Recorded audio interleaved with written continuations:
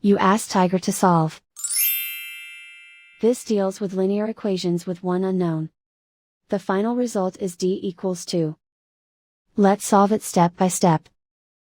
Group all constants on the right side of the equation. Add 14 to both sides.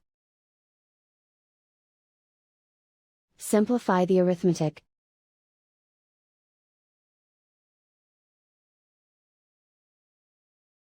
Isolate the d. Divide both sides by 7. Simplify the fraction.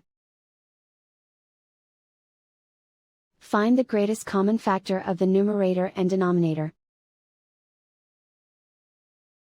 Factor out and cancel the greatest common factor. And so the final result is d equals 2.